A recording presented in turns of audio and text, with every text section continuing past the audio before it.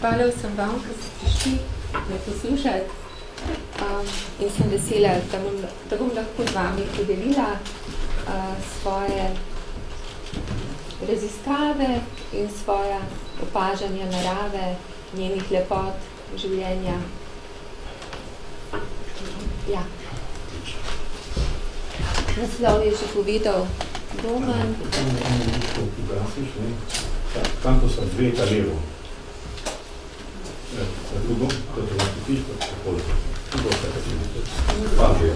Torej, če pogledamo življenje okrog sebe, lahko hitro ugotovimo, da so lastnosti življenja podvojevanje svoje vrste, da je rast, razvoj in dozorevanje tudi lastnost življenja, da je naslednja lastnost življenja tudi opravljanje specifičnih funkcij skozi življenjsko obdobje, da je komunikacija lastnost živih organizmov, da je sodelovanje naslednja lastnost, da je prilagajanje na spremembe v okolju in tudi umiranje lastnost življenja živih organizmov. In če se spustimo milijonkrat nižje na nivo, ki ga s prostimi očmi ne vidimo več, lahko pa ga zaznamo s pomočjo elektronske mikroskopije, vidimo, da tudi celice delajo vse to, da se delijo, da rastejo in dozorevajo, da komunicirajo med sabo, da se odzivajo na spremembe v okolju in da v končni fazi tudi umirajo. Ta slikica prikazuje ledvično celico opice, ki je bila izpostavljena hudemu mrazu in vidimo, da je ta celica zato, da se temu upira, razvila take majčkene granule, ki se jim reče stresne granule in je na ta način se zavarovala pred tem mrazom. In ta slikica prikazuje prvo stopnjo celične smrti, ene oblike celične smrti, ki se ji reče apoptoza, ki je v bistvu programirana celična smrt, kamor vodi celica vsako svojo celico. In če se potopimo še globje na nivo, ki je v področju 5 nanometrov približno v svet molekul, opazimo, da znotraj tega sveta ravno tako dobimo vse te oblike komunikacije med molekulami, sodelovanja med molekulami, pomaganja. No, in ta komunikacija poteka po vse smeri in na vseh nivojih znotraj celice, kako tudi med celicami in lahko bi šli tudi pogledati še višje. Komunikacija na nivoju molekul poteka tudi med organi in preko celega telesa. Vse to nam kaže, da v živem svetu obvlada neka vrsta fraktalne zakonitosti, kjer ko gremo v nižje nivoje ali v višje nivoje in jih natančno pregledujemo, ugotovimo, da se ta kompleksnost samo poglobuje in razvijuje. In značilno za fraktalno organizacijo življenja je tudi visoka stopnja simetrije, ki jo lahko opažamo v fraktalnem svetu. In ravno tako simetrijo lahko opazimo tudi, če naredimo strukturo proteina, če ugotovimo s pomočjo rentgenske difrakcije strukturo molekule.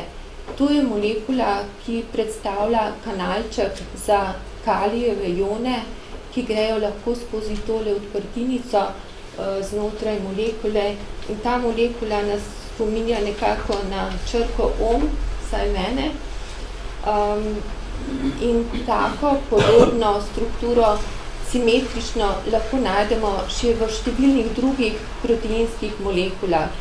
Recimo ta molekula je inhibitor proteinaz, kar pomeni, da zavira, da bi proteini se razgrajevali in umirali, medtem ko je ta molekula deluje ravno nasprotno. To je molekula, ki v bistvu vodi celice v celično smrt. Ta molekula tukaj, ki spominja nekako na angelsko podobo, je signalna molekula, ki se veže na površino senzoričnih nevronov in preprečuje njihovo smrt. In tale molekula, ki je inhibitor, se pravi zaviralec ribonukleaz, to so proteini oziroma encimi, ki spodbujajo razgradnjo nukleinskih kislin, in ta inhibitor deluje na ta način, da v svoje molekulo, v svojo strukturo ujame to ribonukleazo na takle način in preprečuje njihovo delovanje. To nas spominja tudi na življenje v velikem obsegu. In če pogledamo še nekatere čudovite strukture, ki jih najdemo s pomočjo rentgenske difrakcije, je to molekula, ki skrbi za to, da se celice med sabo pogovarjajo, komunicirajo preko teh kanalčkov, ki se vzpostavijo znotraj strukture, lahko potekajo pretok ionov, molekul, ki omogoča signalizacijo in komunikacijo med molekulami. In to je enaka struktura, ki je pridobljena s pomočjo druge metodologije, kot je atomska mikroskopija, in vidimo, da se ta struktura pokaže povsod, in te različne slikice pa prikazujejo to isto molekulo, ko je pod stresnimi pogoji, kadar je recimo previsoka koncentracija kalcijevih ionov v okolju, še vedno strukture ohranjajo svojo simetrijo, vendar spreminjajo svojo obliko z ozirom na okolje in se na njega tudi na ta način odzivajo. In kljub temu, da so te molekule neskončno lepe, tudi umirajo. Vsak protein ima lastnost, da v določenem času, ponavadi je to obdobje par dni, se tudi razgradi, in ta proteinska smrt je v bistvu zelo senzibilen, zelo lep proces, in končna oblika smrti proteina je ta, da protein potuje skozi takle predorček, skozi tako molekulo, ki ima znotraj sebe kanalček in se na koncu razgradi v take osnovne strukture aminokislin. Ta struktura tega kanalčka je tudi čudovita, 7-kratna simetrija te cilindričnega proteosoma, ki je bila razkrita s pomočjo rentgenske kristalografije. Z drugo metodo se je ta struktura pokazala v taki obliki, kjer vidimo tudi, da je možna oblika strukture, kjer je ta kanalček zaprt, in predstavlja kot neka vrata skozi smrt, medtem ko je ta struktura prikazana še od strani, da se vidi, da je tudi v tem delu simetrija popolna. No, da pa proteini lahko umrejo, se morajo najprej roditi oziroma nastati v obliki polipeptidne molekule, in preden se protein rodi v tej obliki te polipeptidne verige, je informacija zanj shranjena v delčku DNA, v delčku genoma, ki je njegov gen. In ta delček, ta informacija je shranjena toliko časa, dokler DNA na tistem delu dobi informacijo, da začne sintezo tega proteina po procesu, ki mu rečemo centralna dogma molekularne biologije. Samo za tiste, ki mogoče ste že pozabili, kako ta proces deluje, je DNA informacija je skrita v zaporedju nukleotidov, ki imajo vsak svoje ime, gvanin, timin, citozin in adenin, zato jih tudi označujemo s črkami G, T, C in A. In to zaporedje se potem, ko se začne izražanje gena, prenese v naslednjo molekulo DNA, ki je RNA in je kopija ene od teh verig. Razen tega, da je v molekuli RNA na mestu timina tukaj uracil, zato črka U. Potem se po genetskem kodu, ki je skrit v zaporedju 3 teh nukleotidov, sintetizira protein, ki pa je sestavljen iz aminokislinskih molekul, ki imajo tudi vsaka svoje ime in je samo 20 različnih. Tukaj so valin, histidin, leucin, timin in tako oziroma tirozin in zaradi tega pač te črke.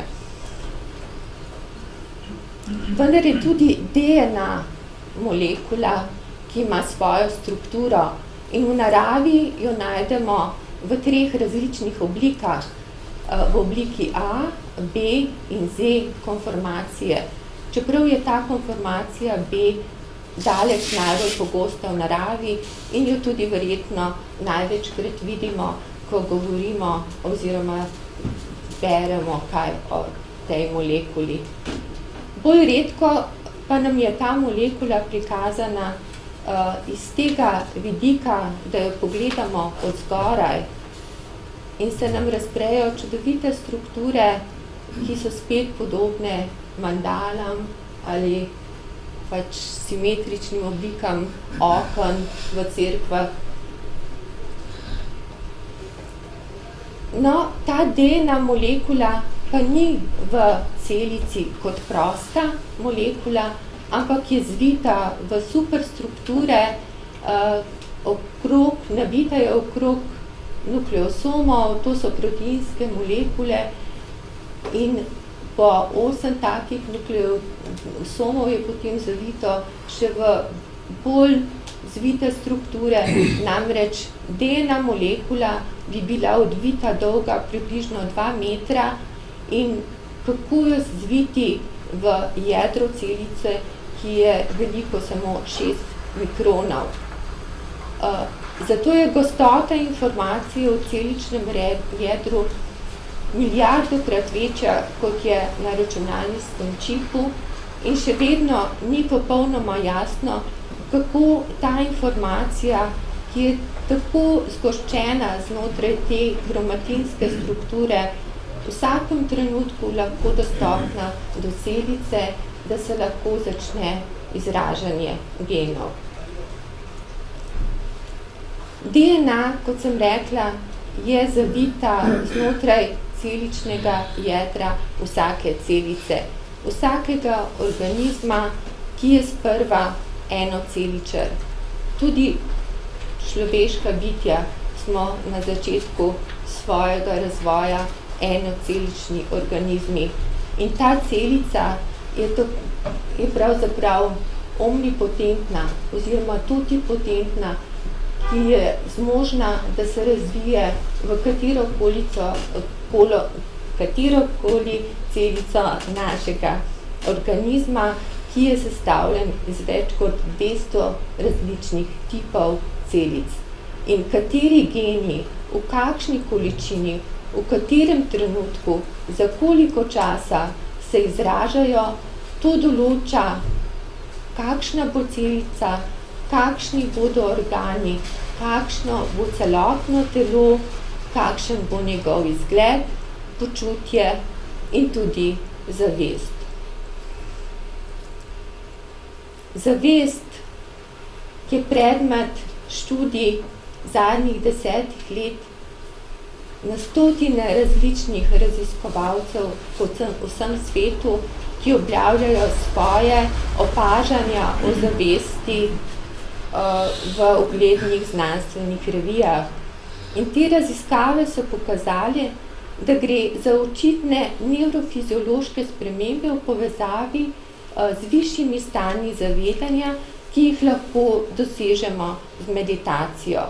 Tako se spremenijo možganski tokovi in spremenijo se tudi anatomske značilnosti možganov in številni nevrofiziološki parametri. Nas pa je v naših raziskavah najbolj zanimalo, kaj se med meditacijo zgodi v celem telesu človeka, oziroma ali lahko detektiramo razliko v izražanju genoma v vzorčku periferne krvi meditatorja pred in po meditaciji. In postavili smo tudi hipotezo, da stanje zavesti lahko za meditatorja predstavlja zunanje okolje, s katerim vpliva zavedno ali nezavedno na epigenetske procese v svojem telesu. Z drugimi besedami, ali je mogoče, da meditacija vpliva, pospeši biološko evolucijo človeka preko epigenetskih procesov. Epigenetski procesi so tisti, ki ne vplivajo na zaporedje nukleotidov v DNA, ampak vplivajo na zvijanje kromatina in še na par drugih procesov, ki jih bom kasneje omenila, in s tem tudi vplivajo na izražanje genov. In se lahko prenesejo, če so dolgotrajni, tudi v naslednje generacije. To je ene vrste, če se spomnite, lamarkizma, Lamarck je učil, da raba ali ne raba organov povzroči, da se nek organ, ki ga ne rabimo, s časoma zakrni, oziroma obratno, tistega, ki ga rabimo, da se to tudi se okrepi in da se to tudi lahko prenese v naslednje generacije. In najnovejša ta spoznanja v epigenetiki kažejo tudi na to, da se epigenetske spremembe, ki vplivajo na izražanje genov, lahko prenesejo v naslednje generacije. Zato nas je pač ta hipoteza v naši raziskavi najbolj zanimala. Na kratko bom samo predstavila to našo raziskavo, kjer smo pri meditatorjih, zato da smo pač ugotovili, da so resnično meditirali, spremljali njihovo meditacijo tudi s pomočjo elektroencefalograma, in tukaj je prikazan ta rezultat za 6 meditatorjev.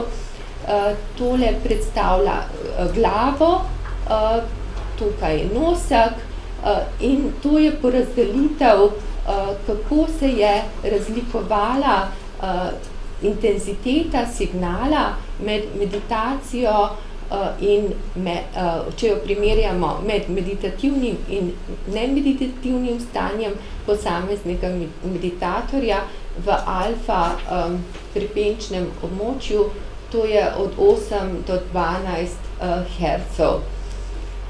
Pri vseh teh meditatorjih, pri katerih se je izkazalo, da so s to metodologijo res meditirali med svojim meditacijo, oziroma da se je spreminjalo njihovo zavestno stanje, smo potem količino izraženih genov v celotnem genomu preučevali in primerjali pred in po meditaciji na takem genskem čipu, na katerem je z nanotehnologijo nanešenih vseh 21,000 protein kodirajočih genov človeškega genoma, in smo ugotovili statistično pomembne spremembe v izražanju več 100 do 1000 genov v krvnih vzorcih po meditaciji. Ko smo uporabili tudi statistične programe, kaj ti geni v bistvu delajo, smo ugotovili, da zaradi spremembe v teh genih se spremenijo tudi cele molekularne biološke poti, od katerih so nekatere naštete tukaj v tej tabeli. Ta tabelica prikazuje število genov, za katere vemo, da so vključeni v posamezne te signalne poti. Tole je število genov, ki so bili pri večini meditatorjih spremenjeno, izraženi po meditaciji. To je mnogokratnik, za katero se je celotna ta molekularna pot potem različno izražala in to je še statistično vrednost, da se vidi, da so te stvari se dogajale pomembno spremenjeno. Če pogledamo samo 3 od teh poti, malo bolj natančno, ker so zelo zanimive, je to ena signalna pot, ki je povezana z dolgoročno potenciacijo. Tole predstavlja 2 celici, 2 celici, živčni celici, 2 nevrona, med njima je ta sinaptična reža in z rdečo so označeni proteini na tej poti, ki so bili, oziroma geni, ki so bili prekomerno izraženi, kar je pomenilo, da se je celotna ta pot nekoliko aktivirala in ta pot je povezana s tem, da se ojačajo sinapse, kar vodi do tega, da se lahko na ta način spremeni, izboljša da se izboljšajo molekularne osnove, ki so povezane s spominom in učenjem in pomnjenjem. Z rdečo so pa označene perturbacije, ki so jih te spremembe v izražanju genov povzročile na celotno to molekularno pot. Druga pomembna molekularna pot, ki se je povečala, ki se je aktivirala delno po meditaciji, je pot, ki je povezana z borbo proti vstopu virusov v naše telo. Na tej poti se potem aktivirajo številni drugi proteini in citokini, ki so pomembni za odstranitev virusa iz telesa. In še tretja od teh, ki je najbolj kompleksna, to je protoonkogenska pot, ki je bila delno inhibirana in je povezana s celo vrsto pomembnih celičnih funkcij, od celičnega pripisovanja, se pravi sinteze proteinov, do metabolnih procesov, celične delitve, celične smrti in ohranjanja oziroma vzdrževanja genoma, njegove integritete. In še nekaj epigenetskih procesov. Kot sem rekla, epigenetski proces, ki se lahko prenese v naslednjo generacijo, je povezan s kromatinom. Prej sem že pokazala, kako je DNA v svojem jedru oziroma v jedru celice ovita okrog teh nukleosomov oziroma histonov in kadar je bolj v taki razlakljani obliki, takrat je možna ekspresija oziroma izražanje genov, kadar je v taki kompaktni obliki, takrat izražanje ni možno. In zato, v kakšni obliki bo, skrbijo številni encimi, od katerih so nekateri samo s kraticami napisani tukaj in ti, ki so napisani in še nekateri drugi so bili spremenjeno izraženi po meditaciji, kar pomeni, da meditacija vpliva tudi na remodeliranje kromatina. Naslednja lastnost epigenetska so modifikacije histonov. Ti nukleosomi imajo tudi take repke še iz svoje strukture ven, polipeptidne, ki so lahko acetilirani ali metilirani in ta stopnja metilacije tudi vpliva na to, kako se bo izražal gen oziroma genom. In številni proteini oziroma encimi, ki dodajajo te skupine ali jih odvzemajo, so bili spremenjeno izraženi. In še zadnja od teh lastnosti je metilacija DNA. Znotraj molekule DNA imamo tako imenovane SHG otočke, ki so sestavljene iz citozinov in guaninov, in te otočki so lahko v DNA metilirani ali pa nemetilirani, in zato skrbi poseben encim, ki se mu reče DNA metiltransferaza, in od te stopnje metilacije je odvisno zelo veliko procesov, kot so diferenciacija, razvoj, staranje in tudi to, kako nevroni prilagodijo transkripcijo svojih genov na razvoj in vpliv okolja. In ta molekula je bila po metilaciji manj izražena. Naše raziskave smo tudi objavili v pomembni znanstveni reviji Consciousness and Cognition, in kar lahko iz tega zaključimo je, da meditacija povzroči spremembe v izražanju genov, ki vplivajo tudi na epigenetske značilnosti genoma, in v slučaju, da spremenjena epigenetska značilnost postane dolgotrajna ali stalna, obstaja potencialna možnost, da se prenese tudi v naslednjo generacijo. Da bomo pa tu lahko trdili, potrebno ugotoviti še, ali so te učinki meditacije začasni ali se ohranijo dalj časa. Ugotoviti moramo, kakšen je potencialni vpliv vseh teh sprememb na v molekularnih procesih na zdravje in preveriti, ali je mogoče v procesu meditacije zavestno vplivati na specifične molekularne biološke procese. In to je slikica molekule DNA, ki je bila narejena z vrstičnim tunelskim mikroskopom in je v bistvu prva slika, ki ni nastala s kakšno sekundarno oziroma difrakcijsko metodo, ampak je dejanska slika molekule.